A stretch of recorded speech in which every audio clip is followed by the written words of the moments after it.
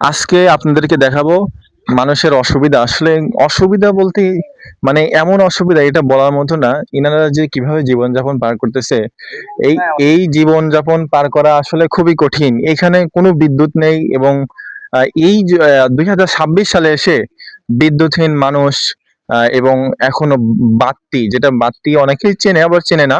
এখনকার যুগের মানুষ বাত্তি চিনবে না।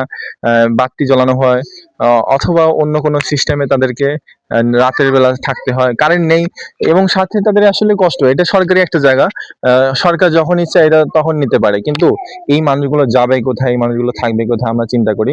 আহ ইনি ওনার সাথে কথা বলবো। কেমন আছেন? ভালো আছি। ভালো আছেন? আছি। এখানে বাসা করছেন কতদিন? ৩ বছর। 3 বছর। জি। জায়গা কি কিনতে পারছেন? না, জায়গা জায়গা কেনার মতন তৌফিক হয় নাই আমাদের। জায়গা কেনার মতো এখনো সামর্থ্য হয় নাই। যদি না। সরকার তাড়িয়ে দেয় তখন কোথায় যাবেন? সে এখন জেলে মামা যে কোনো জায়গায় যায় আশ্রা লয় লাগবে, তাছাড়া তো আর উপায় নাই। উনি বলতেছে যে যেখানে যদি তাড়িয়ে দেয় আমরা যেখানে ইচ্ছা সেখানে যেতে পারবো। আসলে কথাগুলো কষ্টের বিষয়। আর আহ, উনি একজন মিস্ত্রি। আপনি মিস্ত্রি তো? জি, আমি মিস্ত্রি, কলবাসনের মিস্ত্রি আমি। উনি কল বসানো মিস্ত্রি। এর আগে কখনো আমি কাউকে দিয়ে আপনাকে দিয়ে কল বসাইছি? জি। কল দিয়েছি কাউকে? হ্যাঁ, হ্যাঁ দিছেন। কোথায় কাকে দিয়েছি? ওই স্বভাবের দিছেন, ওই আচ্ছা। ভালেলাল মসজিদের কাছে। ওনাকে দিয়েই, উনি কলের মিস্ত্রি। ওনাকে দিয়ে একটা কল বসাইছিলাম একজনের। সেই কলটা দেওয়া হয়েছিল। তবে ভিডিও আসলে কোনো ইনকাম করতে পারতেছে না, ওই জন্য মানুষকে সহযোগিতাও করতে পারতেছে না। তবে আপনারা বেশি বেশি লাইক কমেন্ট শেয়ার করুন যাতে ওনাদের পাশে দাঁড়াতে পারি, সহযোগিতা করতে পারি। এবং আরেকটা বাড়ি দেখাবো আপনাদেরকে। আসুন দেখুন, এই যে আরেকজন মানুষ,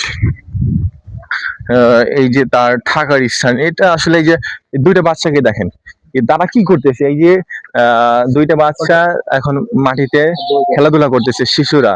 তাদের যদি বাবা মা আজ যদি সম্পদশালী হতো তাহলে কিন্তু তাদেরকে এইভাবে থাকতে হতো না। কিন্তু তারপরেও কষ্টের মাঝে বাবা মা চাই যে সন্তানকে আদর করতে। কেমন আছেন আপনি? হ্যাঁ ভাইয়া, ভালো আছি। ভালো আছেন? ইনশাল্লাহ আল্লাহ যতটুকু ভালো রাখে, ইনশাল্লাহ ভালো আছি। এই বাসা কতদিন ধরে করছেন? এই তো ভাইয়া 3 বছর হয়ে গেল। 3 বছর হয়েছে। হ্যাঁ।